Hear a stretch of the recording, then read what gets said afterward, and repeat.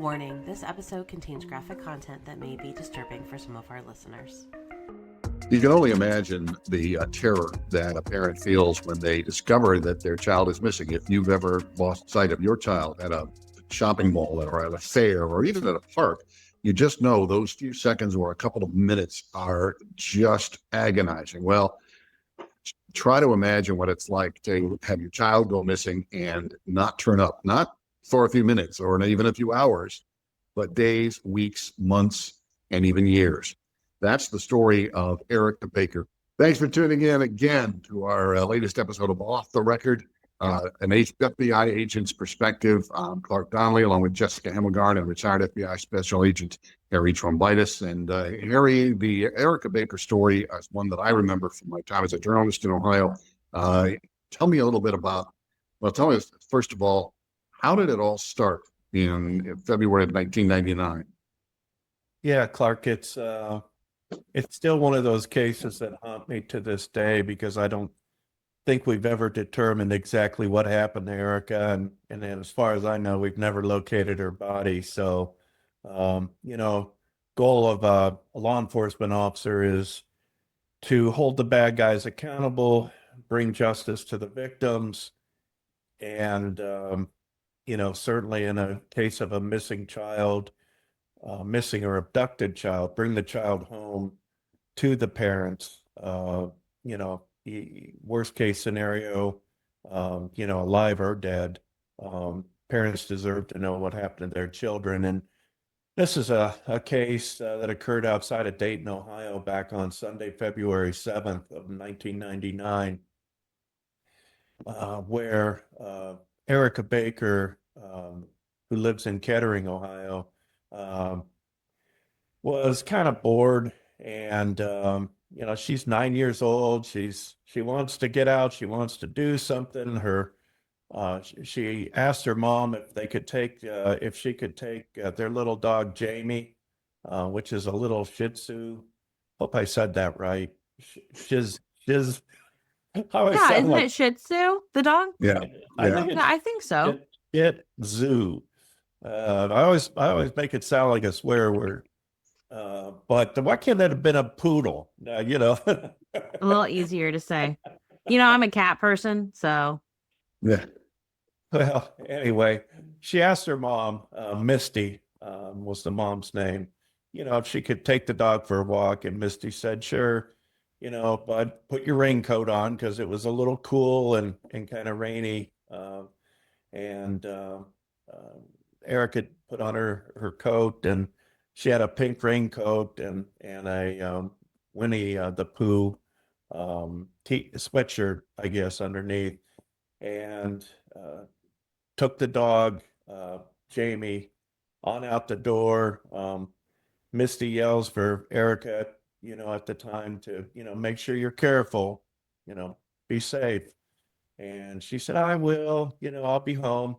And she takes off and she heads in the general direction of the Kettering Rec Center, which isn't too far from the house. And so Misty goes about the work that she was doing in her home and Erica walks down the street with Jamie, and apparently she goes to the Kettering Recreation Center, and there's a retention pond there next to the rec center itself. And a retired couple that happened to be walking in that area at this time noticed her wearing her raincoat and walking her dog. They were kind of opposite ends of the retention pond. So the couple sees her, and then they kind of move in opposite directions. And the next thing the couple knows is they see the dog, Jamie, running around with, on its leash with no young girl there. And so they're able to get the dog to come to them, and they take it over to the rec center, and they give it to some employees and say, hey, there was a young girl that was walking this dog. We don't know what happened to the girl, but the dog was running free on its leash here, and we thought maybe we would turn it into someone here. And so the rec center staff accepted the dog, and they ended up contacting the animal shelter until the owner of the dog could be located and that. So time is passing now. There's no other sign of Erica. Um, it's getting to be in the evening now, and Misty is concerned about where Erica is, and so she and her grandmother, her mom, Misty's mom, Pam Schmidt, and Erica's grandmother, uh, start wondering what happened to Erica. Misty decides to go out and physically look for Erica. Um, um, Pam Schmidt, the grandmother, stays home just in case Erica shows back up at home. Um, Misty goes out, looks all over the place. They can't find Erica, any sign of Erica. So she comes back about 8 o'clock and in the evening, and they contact the Kettering Police Department right away. They also contacted the ex-husband, Greg Baker, and said, "Hey, have Erica's missing. Have you seen her? Heard from her?" And he said, "No, I've been home all day watching TV, but I'm coming over to the house to see if I can help in any way locate her." So Kettering PD responds. Greg, the former husband, is there. He denies having any involvement or having seen Erica that day. So the Kettering PD starts doing a quick neighborhood canvass. I know that I got called that Sunday night and advised that we had a missing child in Kettering, and it was decided that I would go to Kettering the next day, meet at the police department. I had a fellow agent by the name of Karen Fannin that works in the FBI Dayton office, and she was going to join us there, as well as some other area law enforcement people. Hopefully we would have located Erica before then, but at least we had planned to have the meeting the next morning. And without hearing anything that she had been located, I responded to Kettering PD the next morning, Monday, February 8th, and I was met by the chief and a number of other law enforcement personnel. And that's where I met Detective Bob Green. He's somebody that I would pretty much be joined at the hip with throughout the investigation. And anyway, we sat down with all the law enforcement officers around the table and started kicking around what had happened, what investigation had already been conducted. I remember, running through the scenarios with the officers, indicating that, whenever we have a missing child, there's a number of things that could happen. One, she ran away. And based on everything that we knew about Erica and the relationship with her mom and grandmother, there is no reason to suspect that she ran away.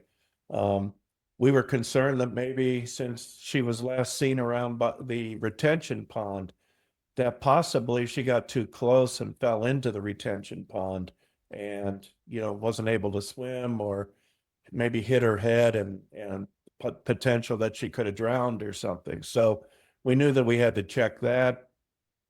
We were also concerned that, the third thing that often happens is she's taken by a family member and is in hiding for some reason.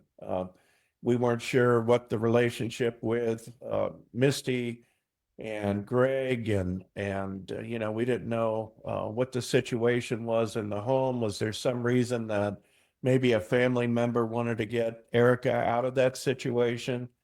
These are all things that we didn't have an answer to at that point.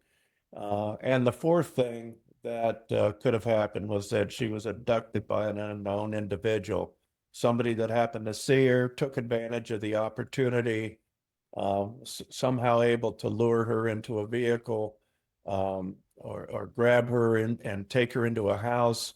We weren't really sure. So all of those different scenarios were playing in our minds at the time. And we started, taking steps to eliminate close family members. Was there somebody that wanted to take Erica out of the family situation? And the answer was no. We couldn't find anything that would indicate there were any issues or problems. Steps were already taken to polygraph Misty and Greg, the mom and dad. And I want to remind people that, there's really a two-pronged investigation that's going on at the time, and that is, we got to eliminate the family, and then we focus our attention outside. And so the sooner you can eliminate the family from being involved, the sooner you can devote all of your resources out beyond the family, out to the neighborhood, and the possibility that a stranger took the child. So we were in the process of polygraphing the mom and dad. We determined there were no issues in the family. Captain Wolf with the Kettering PD contacted searchers and including some dive teams, and they responded to the rec center retention pond and started doing diving, looking for any sign of Erica. And I remember being on the bank of the retention pond. There were other citizens around, just looking to see what was going on, and realizing that there was a missing girl, a little girl, that also wondered what may have happened to her. And the dive team and Captain Wolf were able to get the fire department to start draining the retention pond. And as the water would go down, I remember being on the bank, and something would come out of the surface a little bit, and everybody would gasp, like, "Oh my God, is that the little girl?" And it would turn out to be, some trash, or maybe a stick or a log. So it was, a little emotional as the water started going down and these items became visible. It caused everybody to, be kind of alert to the possibility that she could be there. And it, fortunately or unfortunately, depending on how you want to look at it, there was no sign that she had fallen into the water.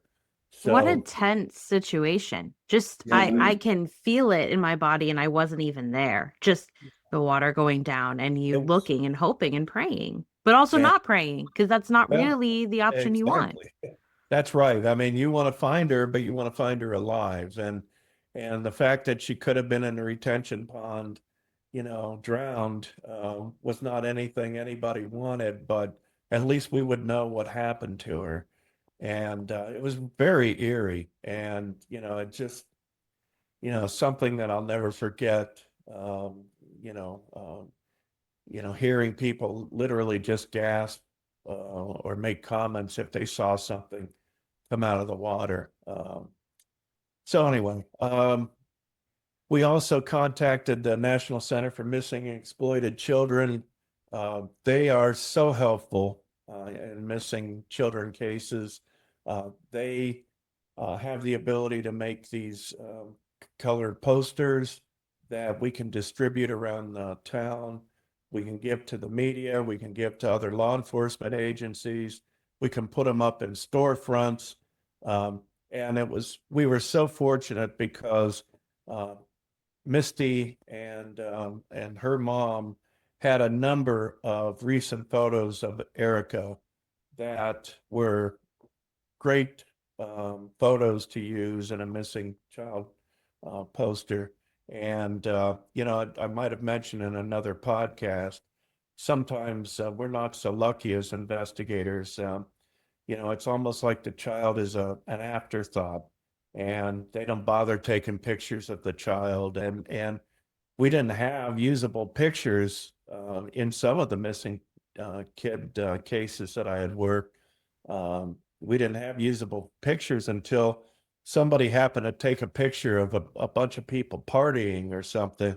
and that child happened to be in the corner, and we would have to crop that child's picture out and try to use that for to get out to the media. And that it was, very sad. But in this particular case, there were ample pictures, and so we sent the information to the National Center. Okay.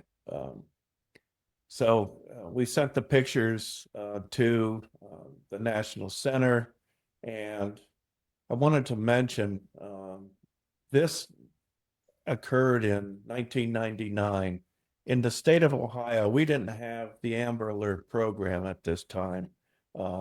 This happened prior to that, and actually, this case would probably not have qualified as an Amber Alert case, simply because we had no information that Erica was abducted. So we had no description of a suspect vehicle or a suspect. As far as we knew, we just had a missing child. She was 9 years old, so she was out on her own free will, walking around. She knows the area and that. So we didn't feel at that time that there was any emergency circumstances that would indicate to us that she had been kidnapped, other than the fact that she hadn't come home on time. So we didn't know, we didn't have all the information that we needed anyway, even if we wanted to issue an Amber Alert. And today, an Amber Alert has the very distinct requirement that the child has to be in danger in some way. It doesn't necessarily have to be from the perpetrator who abducted them. It could be that it's very cold outside, they ran away, and there's no coat on. So not necessarily she wasn't in danger, and that is one of the biggest requirements here for the Amber Alert today. Right, absolutely. And as I mentioned, she's 9. She was dressed appropriately for the elements and everything. So there wasn't the sense that maybe she was a 3-year-old that had wandered away and is incapable of, asking for help or something like that. So, this is a 9-year-old that seems to have that ability to, go for walks by themselves and handle themselves, at least temporarily. Yeah, So, she's independent to a certain extent. Yeah. right. Yeah, exactly. And although the time, scared everybody because, the fact that, she could be out in the cold, no known source of food or anything like that. So those were, again, circumstances that caused us a great concern, but again, wouldn't have necessarily qualified for an Amber Alert at the time. I remember also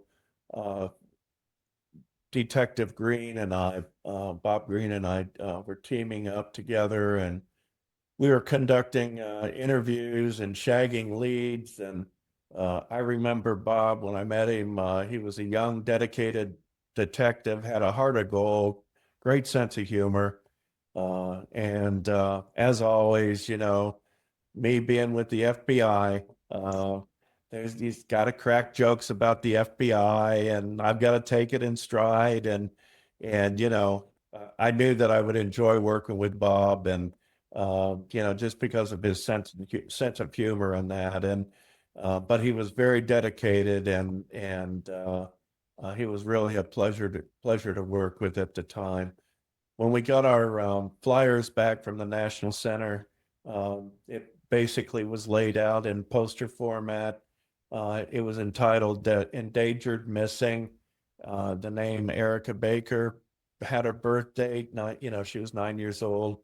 Missing on February 7th of 99. She was white female, blonde hair, hazel eyes. She was 3'11", weighed about 65 pounds, and she was missing from Kettering, Ohio.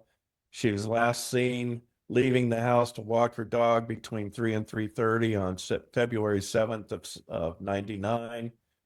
She's wearing a pink jacket, a pink Winnie the Pooh sweatshirt, blue jeans, and white tennis shoes. And they also put on there, Erica's front teeth are a little crooked.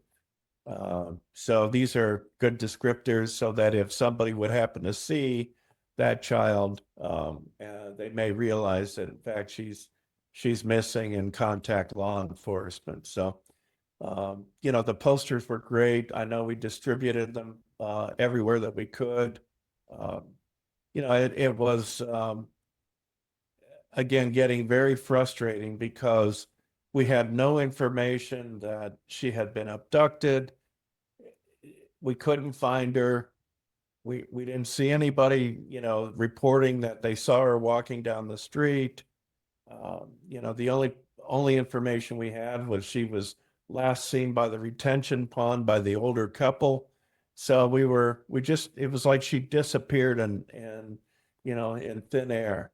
And that was a little disheartening, that we hadn't had any more information. We were receiving tips from people, but nothing really led us to anything promising until 2 days later, or actually on Thursday, February 11th, the Kettering Police Department received a call that there was a pink-colored Winnie the Pooh sweatshirt that was found near a trash can in a parking lot in a nearby park.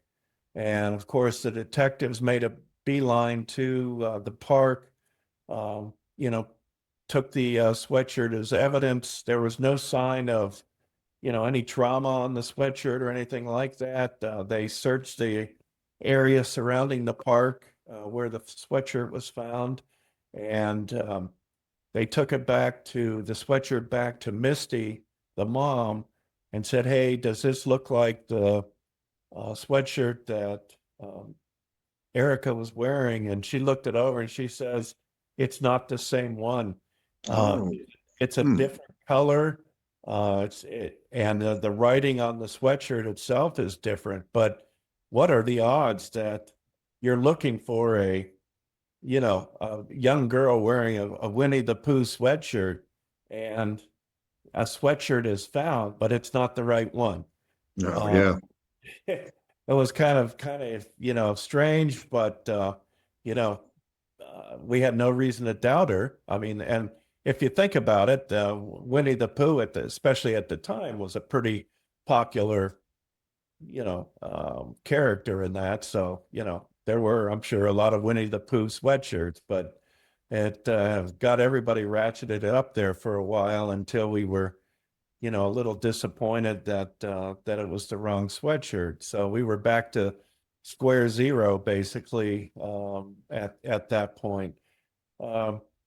Again, hundreds of people came out to help search. We figured, based on all the searching that was done, that we had about a 100 square mile radius of searches that had been conducted. And if you think about it, that's incredible. Yeah. That's how dedicated the people in Kettering and the surrounding communities were, and the search teams that we had. The fact that they would, be that diligent and spend that much time searching for her, really kind of warmed the heart, and once again emphasizes, when bad things happen, especially if they happen to our children, it affects us all, and everybody comes out to help. And this was no different. Another thing we had to look at was previous sex offenders. They've already demonstrated their willingness to commit crimes against, children. So we had to go out and try to find those and interview them to see if maybe they had any possible connection. Another thing, we got a tip that somebody was watching some child pornography, and as we all know, child pornography is illegal, but it is available on different websites and that. And the person refused to give their name, but they said that they were watching some child pornography, and there was a young girl that very much resembled Erica that was in one of the videos. And Ugh.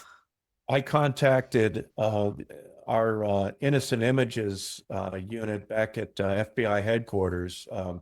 They're the ones that when an image is taken from a child pornography video of a person underage, and that they try to get that child identified and conduct investigation in order to try to bring that child back home to their parents, and you know they have the ability to run the image through their database, and unfortunately, none of the images that we had on file matched Erica's picture. And matter of fact, most of the videos that were observed by the Innocent Images unit, they were taken from videos that were shot long ago, well before Erica was missing in that. So we were able to rule that out fairly quickly.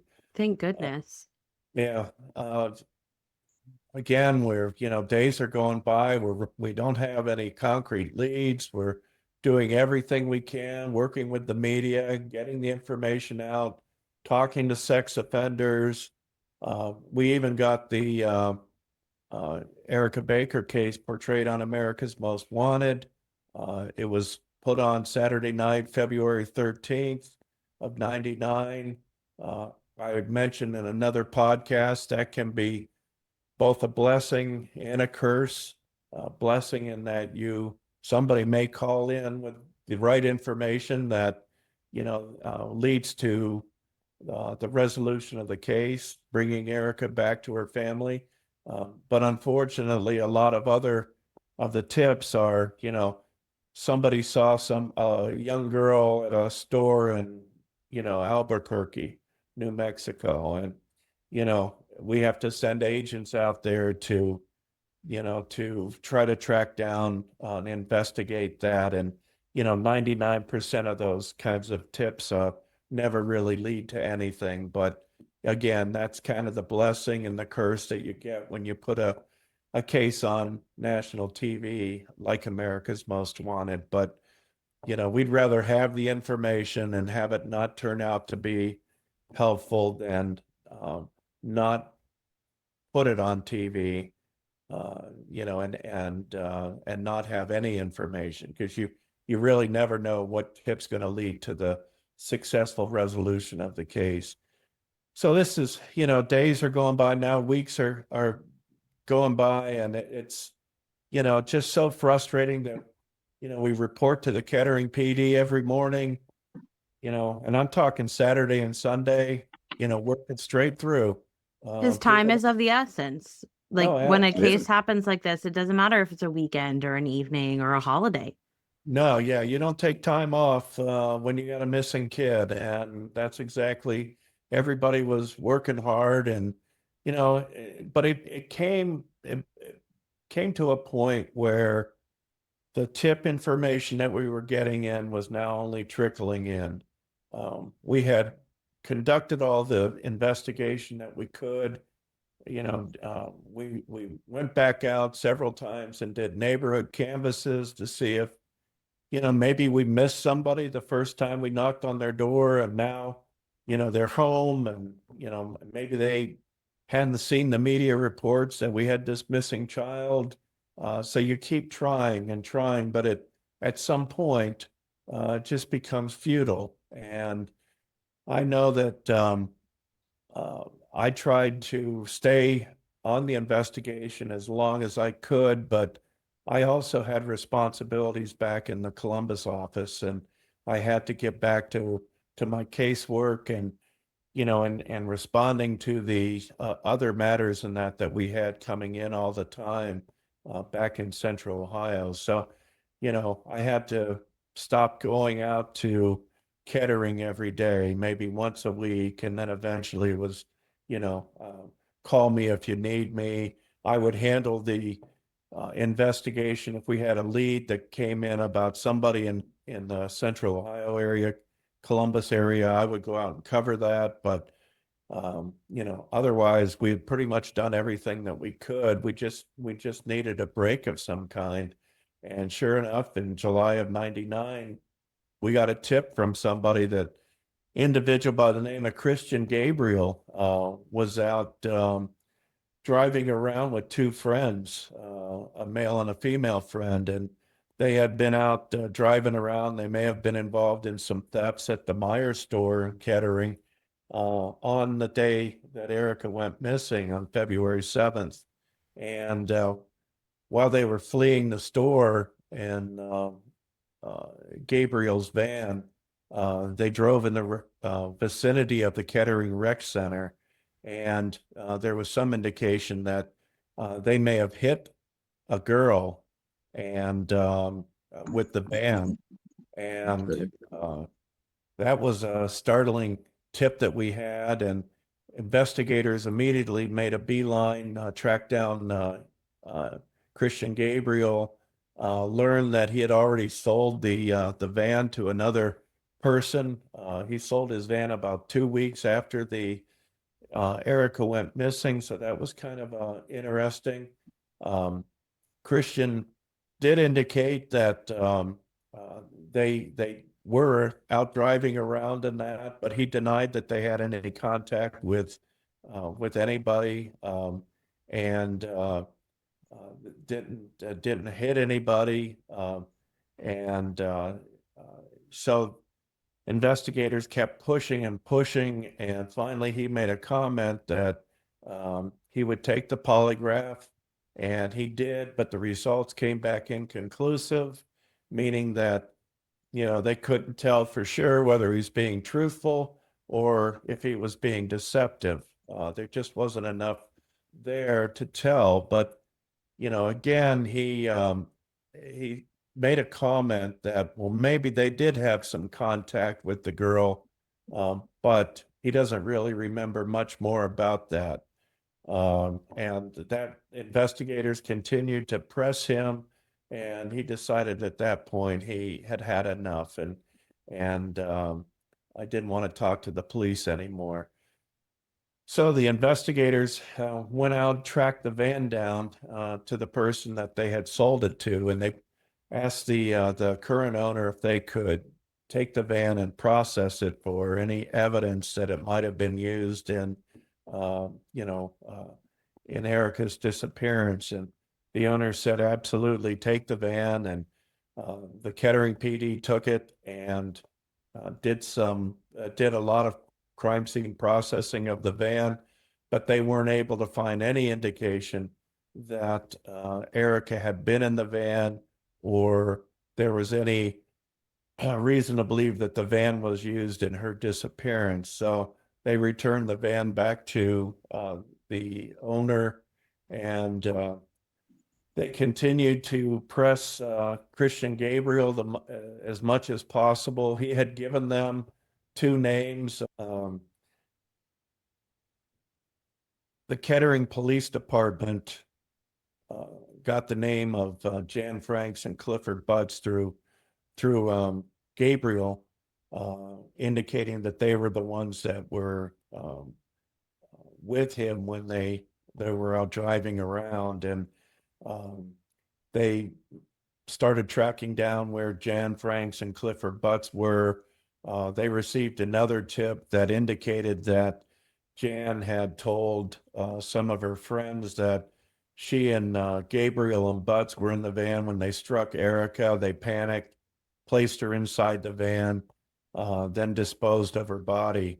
The Kettering PD went to Jan Franks, and she started to confirm some of the information.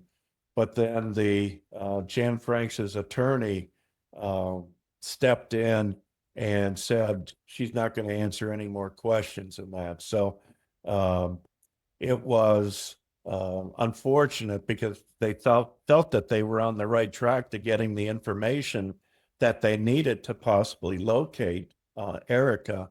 And unfortunately, Jan's attorney stepped in and prevented her from telling any more information. Clifford Butts was interviewed and kind of corroborated information up to a point, but did not claim to be involved in any way, shape, or form with Erica's disappearance. So, once again, the Kettering PD was kind of stuck in a bad spot. I mentioned that they had processed the van. There was no indication that there had been any kind of interaction with Erica with the van. So they were kind of stuck in in a spot where they just didn't have anything further that they could do. They had to hope that more information would come in that would give them enough to pursue, Gabriel, Franks, and Butts. So, Go ahead.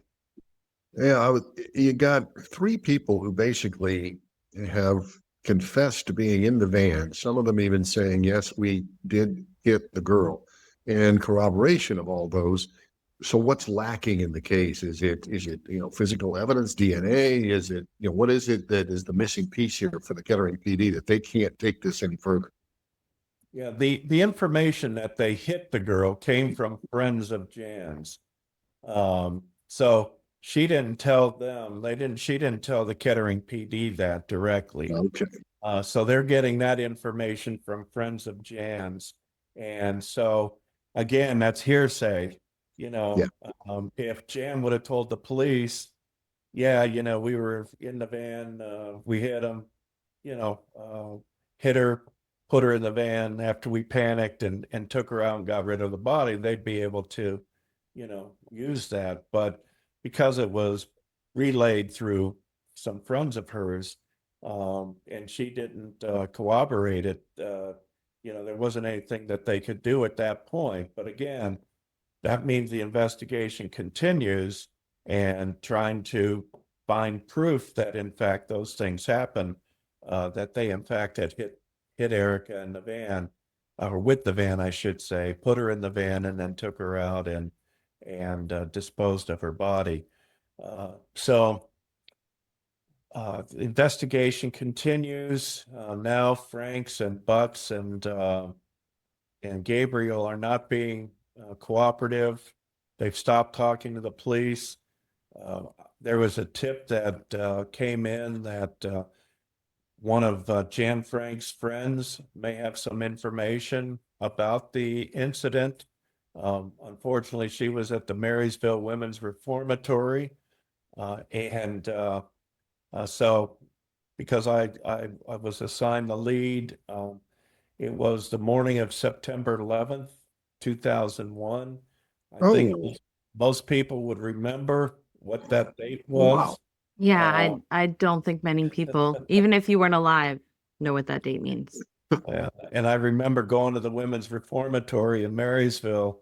I got there about 8:30 in the morning, and I had to go through the security process. I couldn't take my phone in, couldn't take my gun in. I left everything locked up in my trunk, went inside the reformatory there, went through the security procedures. They took me out to interview this female inmate. She had some information, but it wasn't really useful at all, and it wasn't the thing that we needed to put us over the top as far as having direct information about what happened to Erica. So I thanked the inmate for the information, and then as I was heading back out, one of the corrections officers said, "Boy, are you going to be busy?" And I said, "What do you mean?" And he goes, and he pointed up at this screen that they had of a TV monitor and said, "Our country's under attack." I went, "What?"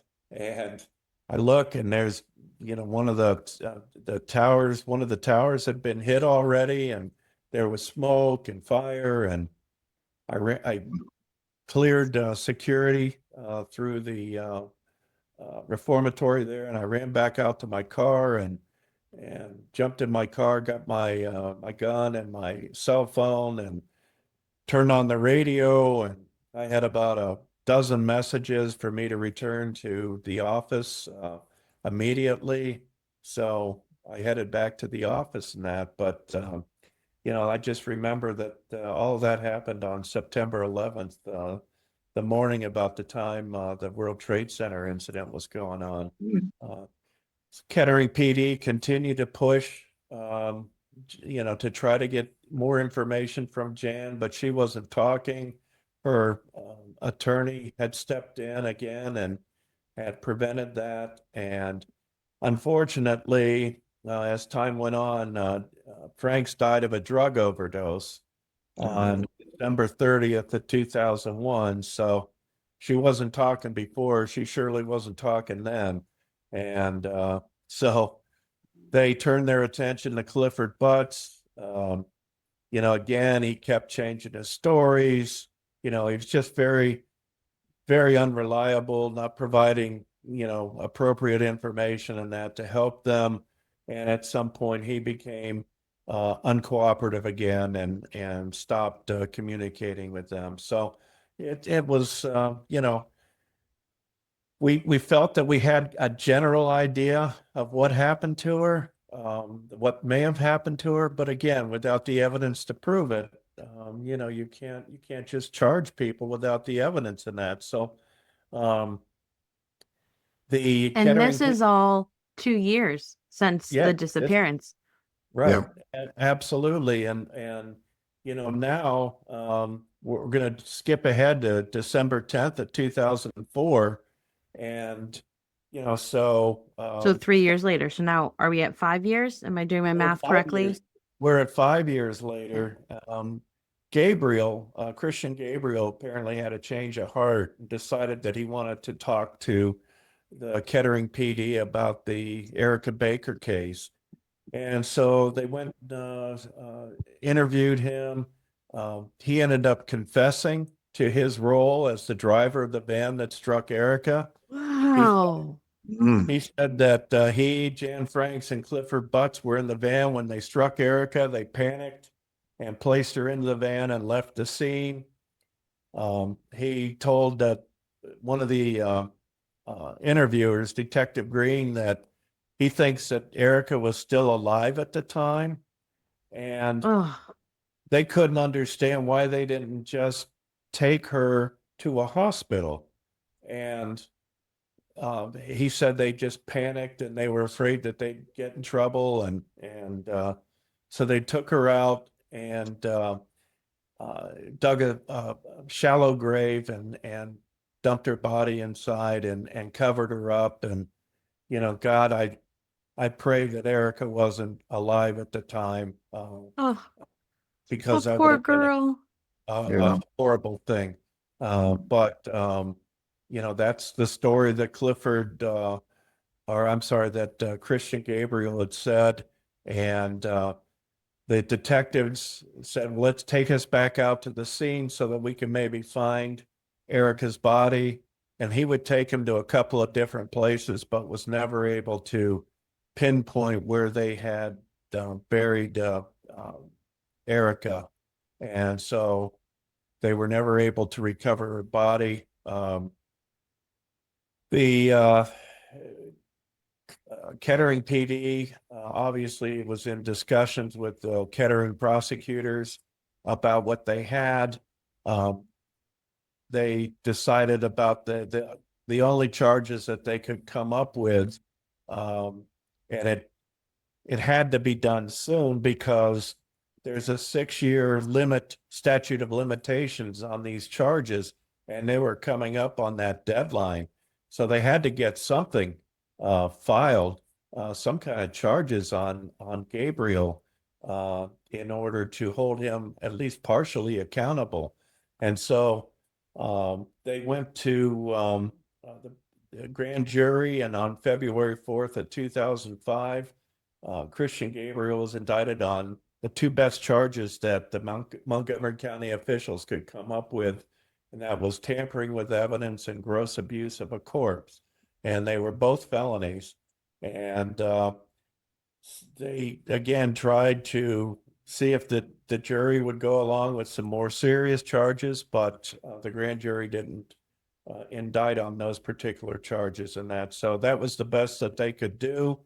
I remember getting a call from Detective Green indicating that, what had happened, that, Gabriel had admitted that they struck Erica with, the van, and that they panicked. put her in the van, took her out and buried her. And, Bob told me that, they tried to do everything they could to get more serious charges and to get more information and to find her body, but they never could. So I, Go ahead. Go I've ahead. never been in this situation, but if I had buried a body of a person that I had killed, I would remember where it was. Why was Christian Gabriel unable to lead authorities to where her body was?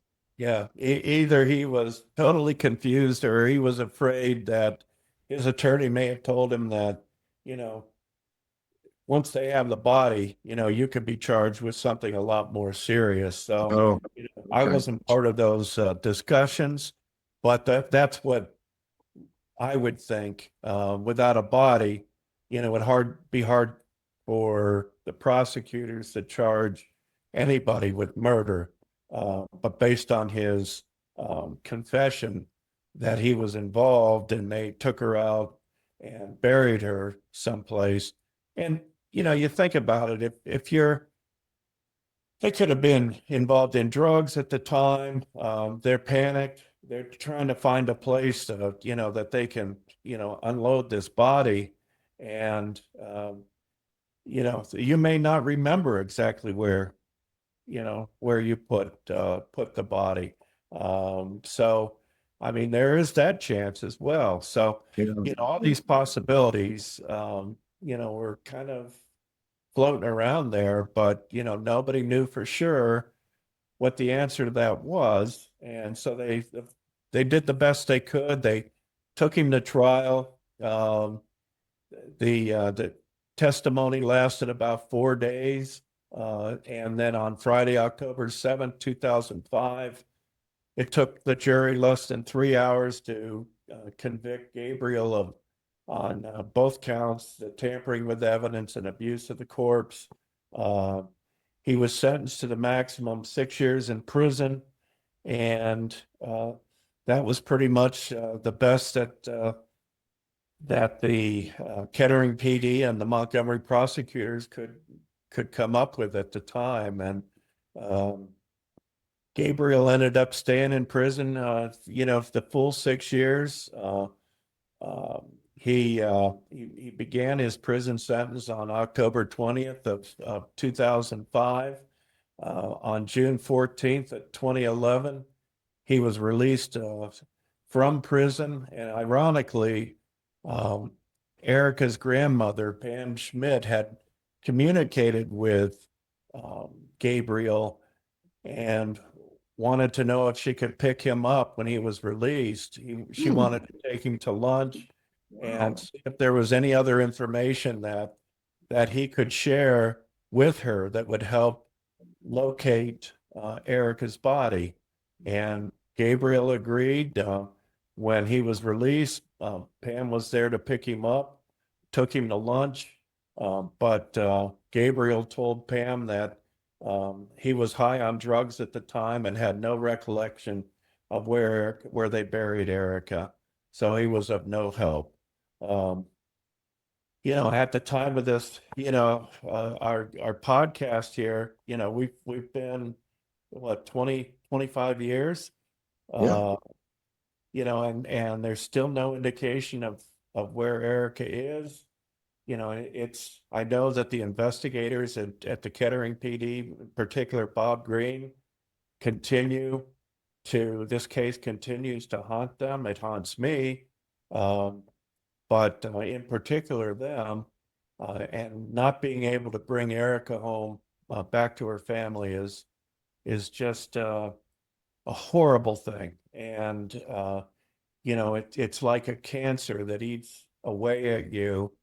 And the only cure for that cancer will be finding her body and getting her back to her family. And it's just an awful situation, but Kettering PD, did everything that they could. I mean, this is a case where everything that needed to be done was done. Everything was done right. I could find no fault with the investigation at all. I mean, you know, 99 times out of 100, this would lead to the successful resolution, and unfortunately, this is one of those cases where we just don't know where Erica's at. And I pray that someday that somebody is out there somewhere and they stumble upon some bones or some indication that Erica may be at that location, and that they contact authorities, and we can put an end to this situation for the family and for the investigators as well, and the community for that matter. Did anything ever happen to Clifford Butts, the third person in the van?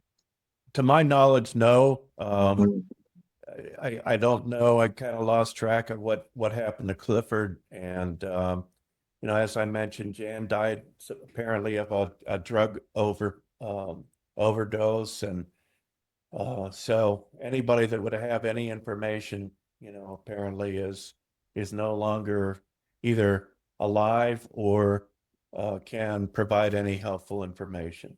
So. Do you stay, or did you stay in touch with Misty and Greg and the grandma for a while? How were they doing last time you saw them? Well, I do follow the accounts. Periodically, the media will do an update on the Erica Baker case, but they'll indicate, still looking, for Erica. They haven't located her body yet.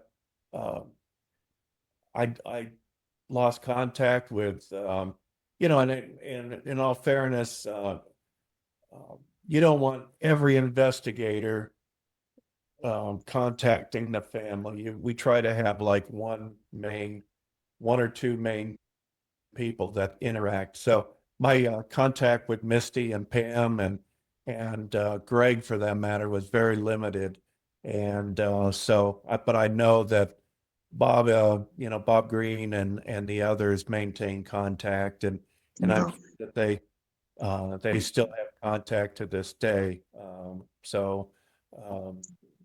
But that wasn't really my role at the time.